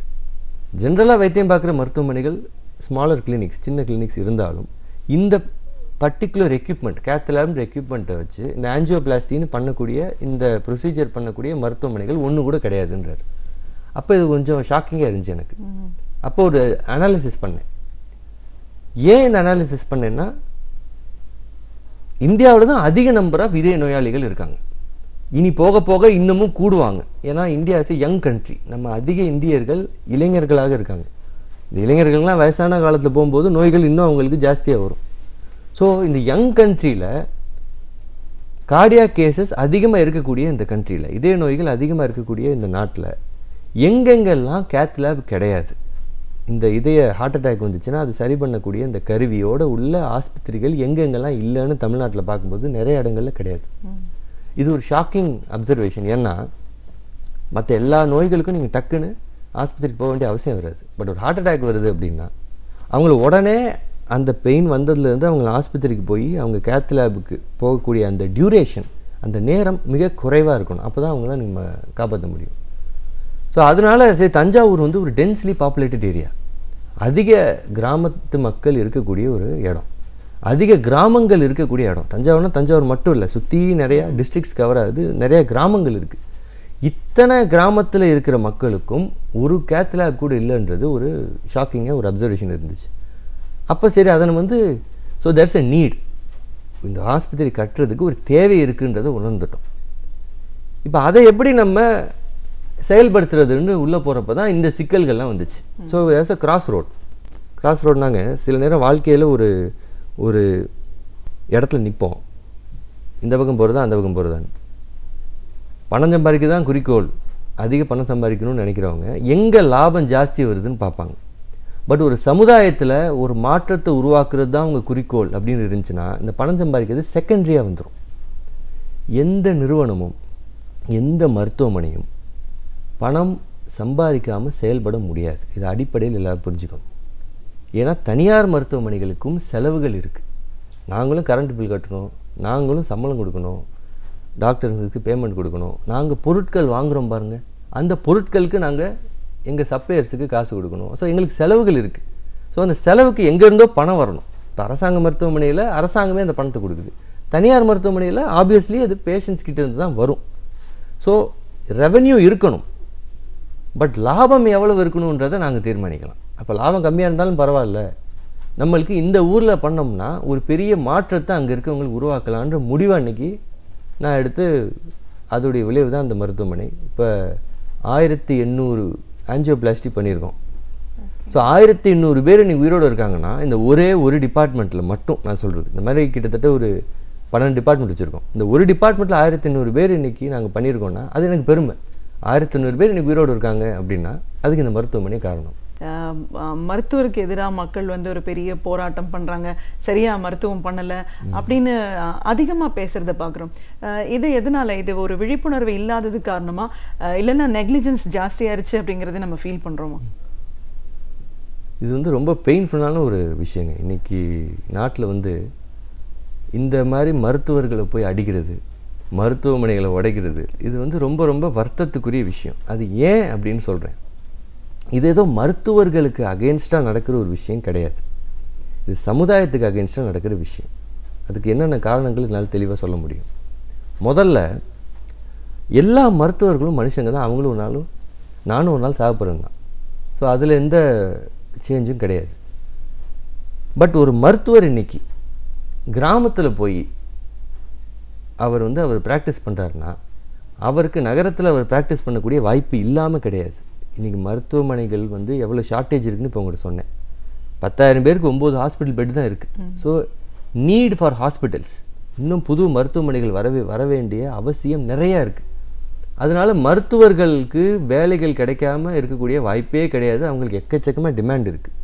பட் இருந்தாலும் இது ஏன் ஊர், அதனால் நான் இங்கே தான் இருப்பேன் அப்படின்னு சொல்லி நிறையா மருத்துவர்கள் அவங்க ஊரில் இருக்காங்க, முக்கியமாக கிராமங்கள். ஸோ அப்படி கிராமங்களில் இருக்கிற மருத்துவமனைகளும் மருத்துவர்களும் தான் அதிகமாக அதில் டார்கெட்டில் இப்படி சஃபர் ஆகுறாங்க. மெயின் காரணம் அதுக்கு வந்து மருத்துவர்கள் சைட்லேருந்து பார்த்தீங்கன்னா கம்யூனிகேஷன் சம்டைம்ஸ் ஒழுங்காக பண்ணாமல் இருக்கிறதுனால, நிறையா அவங்களுக்கு வேலை அதிகமாக இருக்கும்போது பேஷண்ட்டுடைய ரிலேட்டிவ்ஸுக்கு ஒழுங்காக கம்யூனிகேட் பண்ணலன்னா அவங்களுக்கு என்ன நடக்குதுன்னு தெரியலன்னு வைங்க. ஒரு பிளைண்ட் ஸ்பாட்லேயே இருக்கும்போது ஒரு அதிருப்தி வரும். நல்லா வைத்தியம் பார்த்தா பத்தாது, நல்லா வைத்தியம் பார்த்தோன்னு தெரியணும். அதுதான் வித்தியாசம். இந்த வெறுமனே நல்லா வைத்தியம் பார்த்துட்டு போயிட்டோம்னா அதில் வந்து சாட்டிஸ்ஃபை ஆயிடுவாங்கன்னா கிடையாது. நல்லா வைத்தியம் பார்த்தோன்னு மக்களுக்கு தெரியணும், ரிலேட்டிவ்ஸுக்கு தெரியணும், பேஷண்ட்டோட ரிலேட்டிவ்ஸுக்கு. அப்போ அதில் டிஃப்ரென்ஸ், இந்த மாதிரி பிரச்சனைகளை அவாய்ட் பண்ண முடியும். மக்கள் வந்து ஆனால் கிராமத்தில் ஒரு டாக்டர் வைத்தியம் பார்க்கும்போது அவங்க ஒன்று ரியலைஸ் பண்ணணும், என்னென்னா அந்த டாக்டர் நகரத்தில் போய் அவரால் வைத்தியம் பார்க்க முடியும், பொழைக்க முடியும். இன்ஃபேக்ட் அந்த கிராமத்தில் வைத்தியம் பார்க்கறத விட அதிகமாக அவரால் சம்பாதிக்க முடியும். இந்தியாவை விட்டு வெளிநாட்டுக்கு போய் நான் இருக்கேன்னா இதெல்லாம் விட அதிகமாக சம்பாதிக்க முடியும். ஆனால் அதெல்லாம் பண்ண மாட்டேன், நான் எங்கள் ஊரில் வைத்தியம் பார்ப்பேன்னு ஒரு டாக்டர் நினச்சி பண்ணுறாருன்னா அதுக்கே அவருக்கு ஒரு மரியாதை கொடுக்க வேண்டிய சூழ்நிலையில் இன்றைக்கி நம்ம இருக்கோம். அதை வந்து மக்கள் புரிஞ்சுக்கணும். அவருக்கு டியூ ரெஸ்பெக்ட் கொடுக்கணும். ஒரு தவறு நடக்குது அப்படின்னா அதுக்கு கோர்ஸ் ஆஃப் லா இருக்குது, சட்டப்படி அதை வந்து ஃபேஸ் பண்ணுமே ஒழிய சட்டத்தை கையில் எடுத்துகிட்டு பண்ணால் கொஞ்சம் கொஞ்சமாக இந்த கிராமத்தில் இருக்கிற மருத்துவர்கள்லாம் எங்களால் நிம்மதியாக ப்ராக்டிஸ் பண்ண முடியலன்னு பெரிய மருத்துவமனைகளை வந்து சேருவாங்க. பெரிய மருத்துவமனைகள் எங்களுக்கு பெரிய ஊரில் தான் லாபம் இருக்குது, சின்ன ஊரில் லாபம் இல்லைன்னு பெரிய ஊர்களே கட்டிக்கிட்டு இருப்பாங்க. அப்போ என்ன ஆகும்? கிராமத்தில் இருக்கிறவங்களுக்கு நல்ல மருத்துவ வசதி கிடைக்காம போகும். ஸோ இது ஒரு சமுதாய பிரச்சனையாயிரும். கண்டிப்பாக சார். இதெல்லாம் பற்றி பேசும்போது ஒரு மருத்துவமனையோட ஒரு சேர்மன் அப்படிங்கிற முறையில் 2-3 மருத்துவமனைகள் நீங்களே கட்டியிருக்கீங்க, அதெல்லாம் பண்ணிகிட்ருக்கீங்க, செயல்படுறீங்க அப்படின்னும் போது இதையெல்லாம் தாண்டி ஒரு சர்வீஸ் அப்படின்ற ஒரு விஷயத்தையும் கையில் எடுத்திருக்கீங்க. மக்கள் மத்தியில் ஒரு பெரிய விழிப்புணர்வு ஏற்படுத்தக்கூடிய ஒரு செயலாக அறம் செய்து பழகு அப்படின்ற ஒரு மூமெண்ட், இது பற்றி சொல்லுங்கள் சார். அதாவது எங்கள் மருத்துவமனையில் 2 விதமான ட்ரீட்மெண்ட் பண்ணுறோம். மதுரையில் மீனாட்சி மிஷன் ஹாஸ்பிட்டலில் வந்து பணம் இருக்கவங்க கிட்ட நாங்கள் பணம் வாங்கிட்டு வைத்தியம் பார்க்குறோம். சில டிபார்ட்மெண்ட்ஸில், அதாவது சில ஏரியாஸில் பணம் இல்லாதவங்களுக்கு இலவசமாக நாங்கள் வைத்தியம் பார்க்குறோம். ஃபார் எக்ஸாம்பிள், குழந்தைங்களுக்கு புற்றுநோய் வந்துச்சுன்னா 80% குழந்தைகள், புற்றுநோய் வரப்பட்ட குழந்தைகளை முழுமையாக குணப்படுத்தலாம், ப்ரொவைடட் ஒழுங்காக ட்ரீட்மெண்ட் கொடுத்தா. அதற்கான ஃபெசிலிட்டியோட, அதற்கான ட்ரெயின்டு டாக்டர்ஸோட இருக்கிற மருத்துவமனைகள் ரொம்ப ரொம்ப கம்மி. இன்ஃபேக்ட் மதுரையில், சவுத் தமிழ்நாட்டில் நாங்கள் மட்டும்தான் இருக்கோம். ஸோ அதை வந்து இலவசம் நாங்கள் பண்ணுறோம் குழந்தைங்களுக்கு. உதடு பிளவு, உதடு அன்னப்பிளவு, cleft lip and cleft palate அப்படின்வோம். அந்த சர்ஜரிஸ் நாங்கள் 10,500 பேருக்கு மேலே இலவசமாக பண்ணியிருக்கோம். இப்போ 1000 குழந்தைங்களுக்கு மேலே புற்றுநோயில் பாதிக்கப்பட்ட குழந்தைங்க உயிரை காப்பாற்றிருக்கோம். சிமிலர்லி ஹாஸ்பீஸ், ஒரு புற்றுநோயோ இல்லை வேறு நோயோ வந்து சில நேரம் குணப்படுத்தவே முடியாது அப்படின்ற சூழ்நிலைக்கு போகும்போது அவங்கள வந்து வீட்டில் வச்சு பார்த்துக்க முடியாது. அவங்களுக்கு பெட் சோர் வரும், அவங்களால பாத்ரூம் போக முடியாது. அப்போ ஒரு நர்சிங் கேர் தேவைப்படும். அவங்க எப்படியும் அந்த ஸ்டேஜில் இருக்கிறவங்க எப்படி இறந்துருவாங்க, பட் ஒரு மரியாதையான இறப்பு அவங்களுக்கு கிடைக்கணும். ஒரு அவமரியாதையாக வீட்டில் அவங்க இருக்கக்கூடாது. ஸோ அவங்க மாதிரி ஆளுங்களுக்கு டெர்மினலி இல் பேஷன்ஸ் அப்படின்வோம், ஹாஸ்பீஸ் சென்டர் அப்படின்னு ஒன்று கட்டியிருக்கோம். ஸோ இந்த மாதிரி சில ஏரியாக்களில் நாங்கள் இலவசமாக வைத்தியம் பார்க்குறோம். பட் எல்லாமே இலவசமாக பார்க்கறது கிடையாது. இப்போ ஒரு ஹார்ட் அட்டாக்னு வர்றாரு எங்கள் ஹாஸ்பிட்டலுக்குன்னா நாங்கள் காசு வாங்கிட்டு தான் வைத்தியம் பார்ப்போம். இதில் வர லாபத்தில் தான் இதை நாங்கள் நடத்துகிறோம். ஸோ இப்படி கிராஸ் சப்சிடைஸ் அப்படின்வோம். அதை வச்சு நாங்கள் சில ஏரியாஸை இலவசமாக வைத்தியம் பார்த்துட்ருக்கோம். இப்போ எது இலவசமாக பண்ணுறோம், எது நாங்கள் காசு வாங்கிட்டு பண்ணுறோம் அப்படின்ற வித்தியாசம் மக்களுக்கு தெரியணுமா தெரியக்கூடாது? தெரிஞ்சால் தானே வருவாங்க. ஸோ அதை தெரியப்படுத்தணுன்ற நோக்கம் எங்களுக்கு ஒரு பர்டிகுலர் இன்சிடெண்ட்டில் எங்களுக்கு it was an I opener. என்னாச்சு, மதுரை பக்கத்தில் ஒரு கிராமம், அதில் நாராயணன் ஒரு தம்பதியினர், நாராயணன் ரமா. அவங்களுக்கு ரொம்ப வருஷம் குழந்தை இல்லை. ரொம்ப வருஷம் குழந்தை இல்லாமல் கஷ்டப்பட்டு அவங்க கடவுளை கும்பிட்டு கடவுள் அனுகிரகத்தோடு அவங்களுக்கு ஒரு குழந்தை பிறகுது. அந்த குழந்தைக்கு கிளெஃப்ட் லிப் அப்படின்னு ஒரு பிரச்சனை, இந்த உதடு சேராமல் இருக்கும் இந்த குழந்தைக்கு. இப்போ பார்க்கறதுக்கு ஒரு மாதிரி அசிங்கமாக இருக்கும் முகம். அப்போ சொந்தக்காரங்களாம் ஆஸ் யூஷுவல் என்ன பண்ணிட்டாங்க, நம்ம குடும்பத்தில் இப்படிலாம் ஆகாது, இது வந்து தப்பு, இந்த குழந்தை வந்து ஒரு நெகட்டிவ் சிம்பிள் அப்படின்ற மாதிரி தவறாக பேசினோன்னே அவங்க பெற்றவங்களுக்கு அவ்வளவு மனவலி. அந்த மனவலியோடு அந்த குழந்தையை தூக்கிட்டு அவங்க 7 ஹாஸ்பிட்டலுக்கு போகிறாங்க. ஒவ்வொரு ஹாஸ்பிட்டலாக போய் கதவு தட்டுறாங்க. ஒன்று, அந்த குழந்தைக்கு வைத்தியம் பார்க்கக்கூடிய கெப்பாசிட்டி அந்த மருத்துவமனைக்கு இருக்குது. ஆனால் அந்த மருத்துவமனைக்கு பே பண்ணுறக்கூடிய கெப்பாசிட்டி பேரண்ட்ஸுக்கு கிடையாது, பெற்றவங்களுக்கு கிடையாது. இல்லை, இலவசமாக வைத்தியம் பார்க்கக்கூடிய மருத்துவமனைகளில் அந்த குழந்தைக்கு வைத்தியம் பார்க்கக்கூடிய உபகரணமோ ஒரு பிளாஸ்டிக் சர்ஜனோ இல்லை. இந்த டைகாட்டமி இருக்குது. ஒன்று, மருத்துவமனையில் வசதி இருக்குது, பேஷண்ட்டுக்கிட்ட வசதி இல்லை பே பண்ணுறதுக்கு. இல்லை, பேஷண்ட்டுக்கு இது இல்லை, மருத்துவமனையில் வசதி இல்லை, பட் ஃப்ரீயாக பார்க்குறாங்க. ஸோ இதில் அவங்க நொந்து போய் ஒவ்வொரு மருத்துவமனையுமா போய் கதவை தட்டி எங்களை பார்த்துக்க முடியல, என் குழந்தைய என்னால் காப்பாற்ற முடியலன்னு டிப்ரெஸ்டாக இருக்காங்க. மதுரையிலேருந்து ஒரு 1.5 மணி நேரம் தள்ளி தான் அவங்க ஊர். அப்போ கடைசியாக அவங்க அம்மா வந்து என்ன சொல்கிறாங்க, மீனாட்சி மிஷன் மருத்துவமனையில் 10,000 பேருக்கு மேலே இலவசமாக வைத்தியம் பார்த்துருக்காங்களாம் இந்த பிரச்சனைக்கு. இது ரொம்ப பெரிய பிரச்சனைலாம் இல்லை, ரொம்ப ரொம்ப சாதாரண ஒரு பிரச்சனை. அதனால் நம்ம பிள்ளையை தூக்கிட்டு போவோம்னு சொல்லியிருக்காங்க. அவர் ஹஸ்பண்ட் சொல்லியிருக்காரு, இல்லைப்பா நான் வரல, மீனாட்சி மிஷன் மருத்துவமனை தனியார் மருத்துவமனை தான், அங்கேயும் காசு வாங்கிட்டு தான் வைத்தியம் பார்க்க போகிறாங்க. நான் எதுக்கு அங்கே வரணும், நீ குழந்தைய தூக்கிட்டு போ அப்படின்னு அவர் by this time he was upset. ஏன்னா 7 மருத்துவமனைக்கு போய் அவர் வலு இழந்துட்டார். இந்த அம்மா வந்து குழந்தைய தூக்கிட்டு எங்கள் ஹாஸ்பிட்டலுக்கு வராங்க. எங்கள் ஹாஸ்பிட்டலில் டாக்டர்கிட்ட கொடுக்குறாங்க. டாக்டர் பார்த்துட்டு இது ஒன்று ரொம்ப ரொம்ப சாதாரண பிரச்சனை, இது ஒரு ஸ்மால் சர்ஜரி மூலமாக கரெக்ட் பண்ணிடலாம், எந்த ஆபத்தும் பேஷண்ட்டுக்கு குழந்தைக்கு கிடையாதுன்னு சொல்லி சர்ஜரி பண்ணுறாங்க. குழந்தைக்கு எல்லாத்தையும் சரி பண்ணிடுறோம். குழந்தைய கொண்டு வந்து டாக்டர் கொடுக்குறாரு அவங்க அம்மாட்ட. அந்த அம்மா சந்தோஷமாக அந்த குழந்தைய வாங்குறதுக்கு பதிலாக அழுதுகிட்டு இருக்காங்க. டாக்டர் கேட்குறாரு, ஏம்மா அழுகிற, குழந்தைக்கு எந்த பிரச்சனையும் கிடையாது, சரியாயிருச்சு, நார்மலாக இருக்கும் உன் குழந்தை, உனக்கு எந்த ஆபத்தும் கிடையாதுமா, தைரியமாக இருன்ற. அப்போ அந்த அம்மா சொல்லுது, இல்லை சார், என் ஹஸ்பண்ட் வந்து என் குழந்தைய என்னால் காப்பாற்ற முடியல, என் குழந்தைக்கு என்னால் நல்ல வைத்தியம் பார்க்க முடியல, நான் ஏன் வாழணும்னு சொல்லி லெட்டர் எழுதி வச்சுட்டு சூசைட் பண்ணி செத்துட்டாரு. அதனால் ஒரு பக்கம் என் குழந்தைக்கு நீங்கள் வைத்தியம் பார்த்து காப்பாற்றினாலும் இப்போ இந்த குழந்தைக்கு தகப்பனார் இல்லை அப்படின்னு அழுதுச்சு. இது எங்களுக்கு ஒரு ஷாக்கிங்காக ஒரு இன்சிடெண்ட். காரணங்க, 10,000 பேருக்கு மேலே வைத்தியம் பார்த்துருக்கோம் இலவசமாக எங்கள் ஹாஸ்பிட்டலில். ஆனால் இந்த விஷயம் மதுரை பக்கத்தில் இருக்கிற ஒரு கிராமத்தில் இருக்கிற ஆளுக்கு கூட தெரியல. அப்போ தான் முடிவு பண்ணோம், நல்லது செஞ்சால் 10 4 பேருக்கு சொல்லணும். அதோடைய விளைவு தான் அறம் செய்து பழகுன்னு ஒரு கேம்பெயின் ஆரம்பித்தோம். அந்த கேம்பெயினில் என்ன பண்ணோம், நிறைய பேருக்கு இலவசமாக நாங்கள் ஹாஸ்பிட்டல் இந்த மாதிரி வைத்தியம் பார்த்துருக்கோம். இப்போ நான் சொன்னேன்ல உங்கள்கிட்ட, கிளெஃப்ட் பேலட் ஒன்று, ஹாஸ்பீஸ் ஒன்று, குழந்தைங்களுக்கு கேன்சர் வந்தால் வைத்தியம் பார்க்குறது. இந்த பல லட்சக்கணக்கான கதைகள்லேருந்து ஒரு 5 உண்மை சம்பவங்கள் எடுத்தோம். அந்த உண்மை சம்பவங்களை ஒரு ஷார்ட் ஃபிலிமாக எடுத்தோம். அதுக்கு வி அப்ரோச்டு சுதான்னு ஒரு டைரக்டர், இறுதி சுற்றுன்னு படத்துடைய டைரக்ட் பண்ணவங்க, அவங்கள அப்ரோச் பண்ணோம். அவங்க வந்து அந்த உண்மை கதையை, உண்மை சம்பவத்தை சித்தரிக்கப்பட்டு ஒரு ஷார்ட் ஃபிலிமாக குறும்படமாக எடுத்தாங்க. அந்த குறும்படத்தை கடைசியாக அந்த குறும்படத்தில் பார்த்தீங்கன்னா உண்மையான ஆள்களையும் காமிப்போம் அதில். ஸோ அந்த பர்டிகுலர் பேஷண்ட்டுடைய வாழ்க்கையில் என்ன நடந்துச்சு, அந்த பேஷண்ட் வாழ்க்கையில் எப்படி மாறுதல் உண்டாச்சு, எப்படி நம்ம ஹாஸ்பிட்டலில் வந்தாங்க, என்ன மாறுதல் உண்டாச்சு, இப்போ எப்படி இருக்காங்க அந்த பேஷண்ட் அப்படின்றத காமிச்சு அதை முடிப்போம். ஸோ அதுக்கு கேப்ஷன் அறம் செய்து பழகுன்னு வச்சு அதை டிஜிட்டல் மீடியம்லேயும் போடுறோம். தென் வி டிசைடு தமிழ்நாடு முழுக்க எல்லா சினிமா தேட்டர்லேயும் இந்த இன்டர்வல் டைம் இருக்குல்ல, அதில் ப்ளே பண்ணுவோன்னு வி ஹவ் பிளேட் இட். கண்டிப்பாக நிச்சயமாக ஒரு பெரிய ஒரு விழிப்புணர்வு ஏற்படுத்தக்கூடிய ஒரு செயல் தான் இதுன்னு சொல்லணும். அடிப்படையில் ஒரு மருத்துவம் படிச்சிருந்தாலும் அதுக்கப்புறமா MBA படிச்சுட்டு ஒரு மருத்துவமனையை நிர்வகிக்கக்கூடிய விஷயங்களை உங்களை ஈடுபடுத்திக்கிட்டு அதை சிறப்பாக செய்யணுங்கன்னா என்ன மாதிரி இருக்கணும், அதுக்குண்டான வழிமுறைகள் எல்லாம் கடைப்பிடிச்சு நீங்கள் எப்படி இயங்கிட்டு வரீங்க.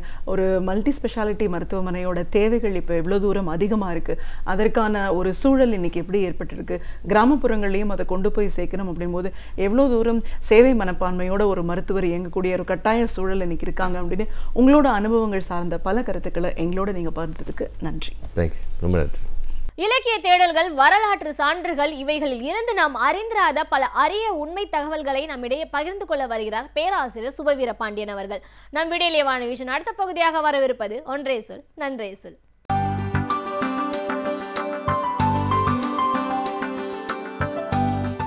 அனைவருக்கும் என் அன்பு வணக்கம். தமிழ் இசை சங்கம் என்பது ஒரு குறிப்பிட்ட கட்டத்தில் தமிழ்நாட்டில் எழுந்த பேர் இயக்கம் என்று கூற வேண்டும். அதற்கு வெவ்வேறு விதமான பின்புலங்களும் காரணங்களும் இருந்தன. குறிப்பாக தமிழ் இசை சங்கத்தை தொடக்கி வைத்த பெருமை அண்ணாமலை அரசர் அவர்களைத்தான் சாரும். அதற்காக தமிழ் இனம் அவருக்கு என்றைக்கும் நன்றி கடன் பட்டிருக்கிறது. அது தொடங்குவதற்கு முன்னால் நடந்த சில நிகழ்ச்சிகளை பேராசிரியர் நன்னன் அவர்கள் தன் நூல் ஒன்றிலே குறிப்பிட்டிருக்கிறார். கலையும் கழையும் என்று ஒரு தலைப்பிலே அவர் மாணவர்களுக்காக எழுதியிருக்கிற ஒரு கட்டுரை. ஏகம் பதிப்பகம் அந்த நூலை வெளியிட்டிருக்கிறது. இந்த கலை என்பதும் கல்வி என்பதும் ஒரே அடிச்சொல்லிலே இருந்து வந்த சொற்கள் என்பதிலே இருந்து ஐயா நன்னன் அவர்கள் அந்த விளக்கத்தை தொடங்குகிறார். கல்வி என்றாலும் கலை என்றாலும் 2 சொற்களுக்கும் வேறாக இருக்கிற சொல் கல் என்பதுதான், கற்றல் என்பதுதான் அடித்தளம். கல்வி என்றால் அதனை கற்றுக்கொள்ளுதல், கல் ஐ என்றால் அதனை அழகுடன் சேர்த்து கற்றுக்கொள்ளுதல் என்று அவர் பொருள் தருகிறார்.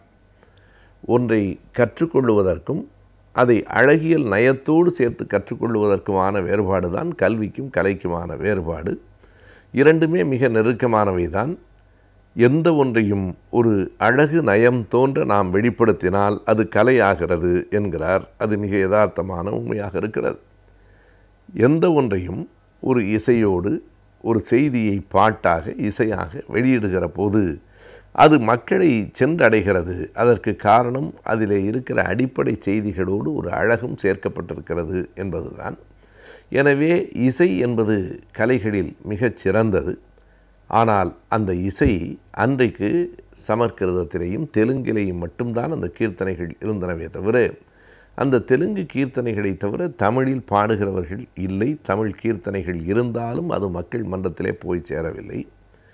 நாம் எல்லோரும் அறிந்த செய்தி, திருவையாற்றிலே நடந்த அந்த இசை விழாவில் இசை முரசு தண்டபாணி தேசிகர் அவர்கள் மேடையிலே அமர்ந்து பாடிய காரணத்தால் அந்த மேடை தீட்டாகிவிட்டது என்று சொல்லி அதனை கழுவி விட்டுவிட்டு அடுத்த இசைவாணர் பாடினார் என்று படித்திருக்கிறோம்.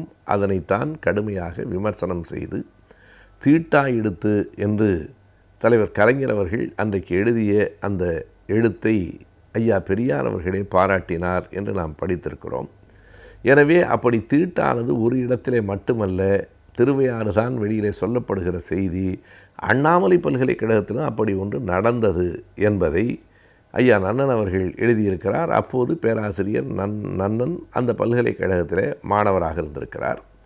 அங்கேயும் இசைமுரசு தண்டபாணியார் அவர்களினுடைய பாடல் தான். ஆனால் தெலுங்கு கீர்த்தனைகளை பாடு, தமிழில் பாடாதே என்று சொல்லி ஒரு குறிப்பிட்ட சமூகத்தைச் சேர்ந்த மாணவர்கள் ஒரு பெரும் கூச்சல் ஆரவாரத்தை கிளப்ப அவருடைய இசை நிகழ்ச்சி அன்றைக்கு பாதியிலேயே நின்று போயிருக்கிறது. அப்போது தமிழின் மீது மாறாத ஆர்வம் கொண்ட இளைஞர்கள் பலர் சினத்துக்கு உள்ளாகி இருக்கிறார்கள். அதனைத் தொடர்ந்து இன்னொரு நிகழ்ச்சியும் நடைபெற்றிருக்கிறது. மாணவர்கள் மாணவியர்கள் விடுதியிலே நடந்த ஒரு விழாவில் தமிழ் இசையை கேலி செய்து சில நிகழ்ச்சிகள் அரங்கேறி இருக்கின்றன. இதையும் பார்த்ததற்கு பிறகு மாணவர்கள் ஏதாவது ஒன்று நாம் திருப்பி செய்தாக வேண்டும் என்கிற எண்ணத்தில் இருந்திருக்கிறார்கள். அப்போது அந்த ஆண்டு தெலுங்கு கீர்த்தனைகளில் ஒருவர் பாட, எப்படி தண்டபாணி தேசிகர் அவர்கள் பாடுகிற போது ஒரு குறிப்பிட்ட மாணவர்கள் அதனை எதிர்த்தார்களோ, அப்படி தெலுங்கு கீர்த்தனைகள் பாடுகிற போதும் பிற மொழிகளிலே பாடுகிற போதும் இந்த மாணவர்கள் அதற்கு எதிராக குழப்பம் செய்ய அந்த நிகழ்ச்சியும் பாதியிலேயே நின்று போய்விட்டது. அந்த கட்டத்திலே தான் அன்றைக்கு அண்ணாமலை பல்கலைக்கழகத்தின் வேந்தராக இருந்த அண்ணாமலை அரசர் அவர்கள் மாணவர்களெல்லாம் அழைத்து என்ன என்று எல்லாவற்றையும் கேட்டிருக்கிறார். செய்திகளை சொன்னதற்கு பிறகு அரசர் அண்ணாமலையார் மிக தெளிவாக சொல்லியிருக்கிறார், இது தமிழ்நாடு, தமிழ்நாட்டில் பாடக்கூடாது, தமிழ்நாட்டில் தமிழில் பாடக்கூடாது என்று யார் சொல்வது? இனிமேல் தமிழில் தான் இசை, எல்லோரும் போகலாம் என்று சொல்லிவிட்டு தான் அந்த தமிழ் இசை சங்கத்தை தொடக்கினார். இதுதான் அதனுடைய பின்புலம் என்று பேராசிரியர் நன்னன் அவர்கள் குறிப்பிடுகிற போதுதான் இப்படிப்பட்ட இன்னொரு வரலாற்று பின்புலமும் இருக்கிறது என்பதை நாம் அறிந்து கொள்ள முடிகிறது. எனவே தமிழ் இசை சங்கம் என்பது தமிழகத்திலே வளர்ந்தது, வேரூன்றியது, பல இடங்களுக்கும் பரவியது. மிகவும் பிற்காலத்திலே கூட மறைந்த ஐயா அருணாச்சலம் அவர்கள் தந்தை பெரியார் தமிழிசை மன்றம் என்று ஒன்றை நிறுவி அதன் மூலமாகவும் தமிழிசை பரப்பிய செய்திகளை நாம் அறிவோம். இது 20ஆம் நூற்றாண்டின் இறுதியில் நடந்தது. ஆனால் இவை இரண்டுமே எப்படி நடந்தன, எந்த அளவுக்கு செல்வாக்கு, ஏன் இன்னமும் தொடர முடியவில்லை என்பதெல்லாம் மிகப்பெரிய கேள்விகள்.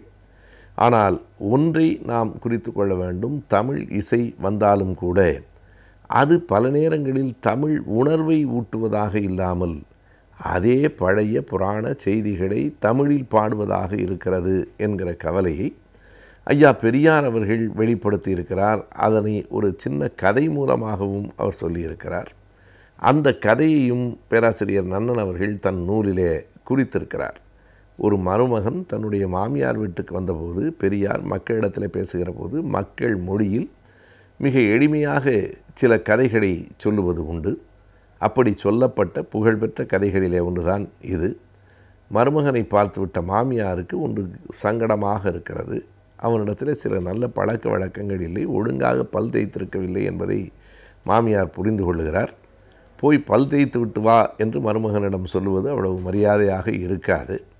எனவே அதற்காக தந்திரமாக கையில் ஒரு 5 காசு கொடுத்து, எங்கள் ஊரில் அப்போதெல்லாம் அவ்வளவுதான், எங்கள் ஊரில் கரும்பு ரொம்ப நல்லா இருக்கும், போய் மாப்பிள்ளை கொஞ்சம் கரும்பு சாப்பிட்டு வாங்க என்று சொல்லி அனுப்பி வைக்கிறாள். காரணம், கரும்பு சாப்பிட்டால் அந்த பல்லில் இருக்கிற அழுக்குகளெல்லாம் போய்விடும், துர்நாற்றம் போய்விடும் என்பதற்காக அப்படி சொல்லாமல் கரும்பு சாப்பிட்டு விட்டு வாருங்கள் என்று இப்படி சொல்லி அனுப்பி வைக்கிறாள். போன மருமகன் என்ன செய்கிறான் என்றால், போகிற வழியில் யாராவது ஒருவன் புண்ணாக்கு விற்று கொண்டிருக்கிறான், 5 பைசாவை கொடுத்து அந்த புண்ணாக்கை வாங்கி தின்றுவிட்டு ஏற்கனவே இருந்ததை விட இன்னமும் மோசமாக வந்து நிற்கிறான் என்று ஒரு கதையை சொல்லிவிட்டு, இந்த கதையை ஐயா பெரியார் அவர்கள் எதற்காக சொல்வார் என்றால், இவர்கள் வடமொழியிலும் பிற மொழிகளிலும் பாடுகிறார்கள், தமிழில் பாடவில்லை.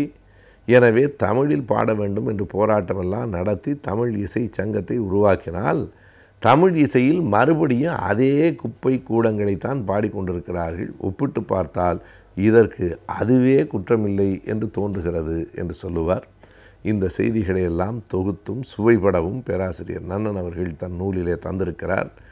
எந்த ஒன்றும் எளிமையாக வந்துவிடவில்லை, எல்லாம் ஒவ்வொரு போராட்டத்துக்கு பின்னாலே தான் வந்திருக்கிறது என்கிற உண்மையை நாம் உணர்ந்து கொள்ள வேண்டும்.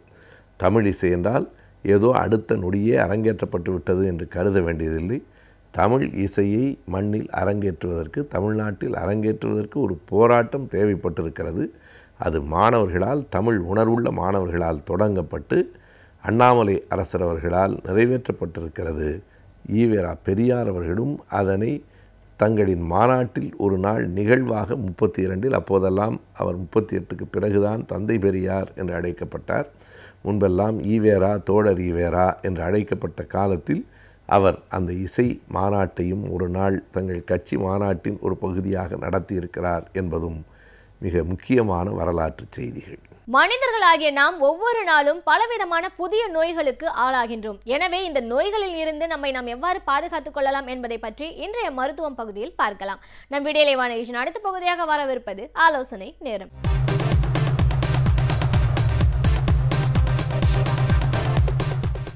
இன்று நாம் பார்க்க இருப்பது மலச்சிக்கல். அதாவது நம்ம செரிமான பாதை என்பது 9 மீட்டர்கள் அடங்கும். செரிமானம் துவங்குவது நம் வாயிலே தான். நல்லா மென்று சாப்பிடும்போது அதில் அந்த உமிழ்நீராகப்பட்டது கலந்து அங்கேயே நமக்கு செரிமானம் ஆரம்பமாகி விடுகின்றது. ஸோ அதனால தான் மென்று தின்றால் நின்று வாழ்வான் என்று கூறுவார்கள். நல்ல மென்று சாப்பிடும் பொழுது அந்த உமிழ்நீர் கலந்து உள்ளே செல்கின்றது. இப்போ அது உள்ளே போனதுக்கப்புறம் என்ன ஆகுது, இரைப்பையில் சில ரசாயன மாற்றங்கள், அது தாண்டி குடலுக்கு போனவுடனே தான் அந்த உறிஞ்சுகின்ற தன்மை இருக்கின்றது. ஸோ அந்த சிறுகுடல் 6 மீட்டர் இருக்கின்றது.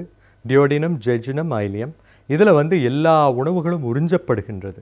அந்த உறிஞ்சிய பின்பு அந்த சக்கையும் எஞ்சி இருக்கின்ற நீர் மட்டும்தான் பெருங்குடலை சென்று அடையும். ஸோ இதில் பார்த்திங்கன்னா ஒரு லிட்டர் தண்ணி உள்ள சிறுகுடலுக்குள்ளே போனால் 100 மில்லி தான் பெருங்குடலுக்குள்ளே போகும், 900 மில்லி உள்ளேயே உறிஞ்சிக்கும். அப்போ அந்த பெருங்குடலை சென்றடைகின்ற நீர் சத்து குறைவு. அது மட்டும் இல்லாமல் சக்கை மட்டும்தான் பெருங்குடலுக்கு போகும், மற்றதெல்லாம் உறிஞ்சிக்கும். ஸோ அந்த சக்கையும் அந்த நீரும் சேர்ந்து தான் மலம் உருவாகின்றது.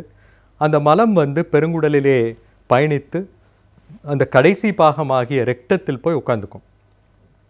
நாம் 24 மணி நேரத்துக்கு ஒருக்கா மோஷன் போய் வழக்கம்னா அந்த காலை 6 மணி 7 மணிக்கு நமக்கு ரெகுலராக அந்த டைம் ஆகிறப்போ அது அந்த உந்துதல் வரும். அப்போ போனோன்னா அது வெளியே போயிடும்.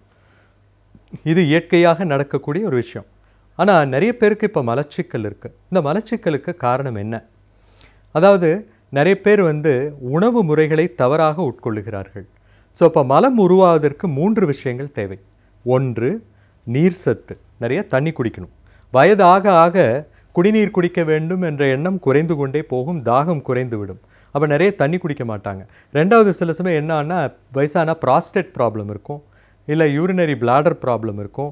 ஒவ்வொரு வாட்டி தண்ணி குடித்தா அவசரமாக பாத்ரூம் போகணும், எந்திரிச்சு போகிறதுக்கு முழங்கால் முட்டி ஒத்துழைக்காது. எங்கேயாவது அவசரமாக வெளியில் போயிட்டா என்ன பண்ணுறது, பயந்துட்டே நிறைய பேர் தண்ணி குடிக்க மாட்டாங்க வயதானவர்கள். ஸோ அப்போ அந்த மாதிரிலாம் பண்ணோன்னா நமக்கு நிறைய மலச்சிக்கல் உருவாகும்.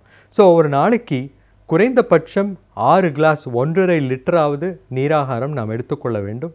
அப்பொழுது தான் நமக்கு மலம் உருவாகும். இது 1. அடுத்தது நார் சத்து தேவை. ஸோ அந்த நார் சத்து எதில் இருக்குது? காய்கறிகள்லாம் இருக்குது. இந்த கீரை, கொத்தவரங்காய், புடலங்காய், வெண்டைக்காய், பீர்க்கங்காய், பாக்காய், இதெல்லாம் நாட்டு காய்கறிகள். ஆங்கில காய்கறிகளில் முட்டைக்கோசு, காலிஃப்ளவர், ப்ராக்கோலி, போன்ற பல பல தாவரங்களில் இருக்குது. ஸோ இது வந்து நம்ம வந்து ரெகுலராக நிறைய நார் சத்து எடுத்துக்கிட்டோம்னா நமக்கு வந்து மலச்சிக்கல் இருக்காது. சர்க்கரை நோய் இல்லாதவர்கள் பழங்களையும் உட்கொள்ளலாம். எல்லா பழத்திலையும் நார் சத்து இருக்குது. ஆனால் ஜூஸாக பிழிஞ்சு குடிக்கக்கூடாது, வடிகட்டிட்டு அப்படியே பழமாக சாப்பிடணும். ஸோ இப்போ ஈவன் சுகர் இருக்கிற பேஷண்ட்ஸ் கூட பப்பாளி, ஆப்பிள், மாதுளை, கொய்யா, தர்பூசணி போன்ற பழங்கள், இனிப்பு கம்மியாக இருக்கிற பழங்களை கொஞ்சமாக சேர்த்துக்கலாம், நிறைய காய்கறிகள் சேர்த்துக்கலாம். ஸோ நீர் சத்து, நார் சத்து. அடுத்தது மூன்றாவது தேவை அந்த நல்ல பாக்டீரியா கிருமிகள் மற்றும் ஈஸ்ட் கிருமிகள். இது வந்து நட்புத்தன்மையுடைய பாக்டீரியா ஈஸ்ட் கிருமிகள் நம் உணவிலேயே நமக்கு கிடைக்கின்றன. அவை மிக மிக அவசியம்.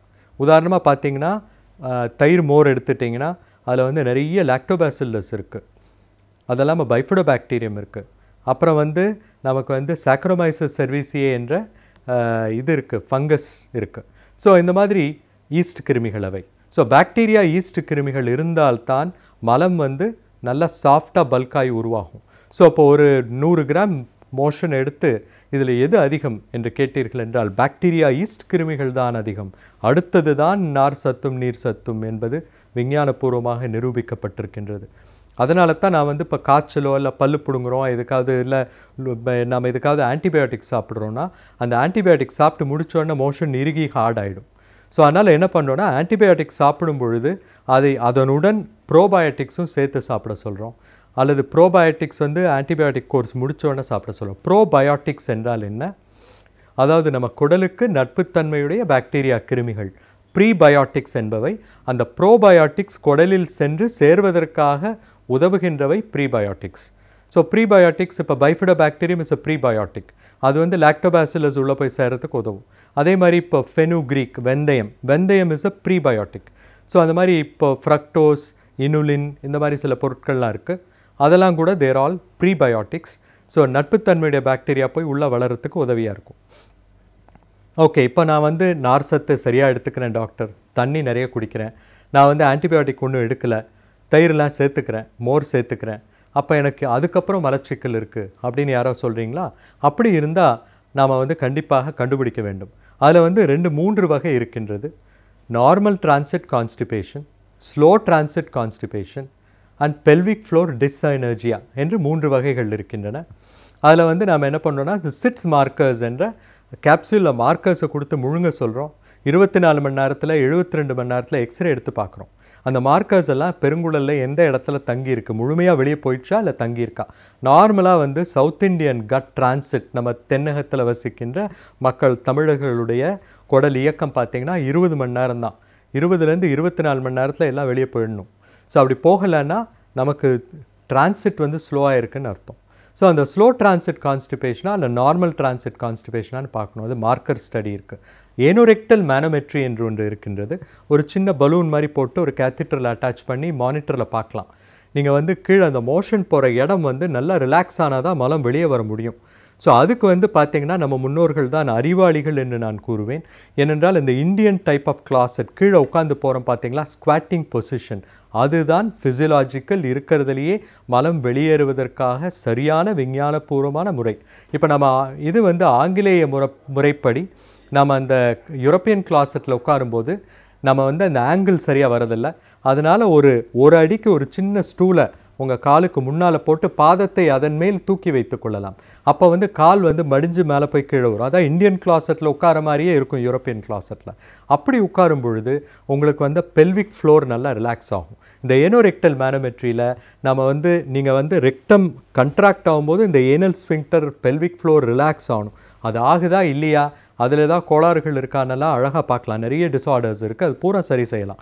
ஸோ இப்போ இந்த நார்மல் டிரான்சிட், ஸ்லோ டிரான்சிட், இந்த பெல்விக் ஃப்ளோர் டிஸ்ஐனர்ஜி எல்லாத்துக்கும் சிகிச்சை இருக்கின்றது. ஆக ஒரு மலச்சிக்கல் இருந்தால் அது ஏன் ஏற்படுகின்றது என்று கண்டறிந்து அதற்கான தீர்வை காண வேண்டும். இப்போ நிறைய நார் சத்து வந்து நம்ம இப்போ சாப்பாட்டில் சாப்பிட முடியலன்னா நம்ம ஃபைபர் எடுத்துக்கலாம். தே கால் பல்க் லாக்ஸேட்டிவ்ஸ். அடுத்தது வந்து இது வந்து ஆஸ்மாட்டிக் லாக்ஸேட்டிவ்ஸ் என்று இருக்குது.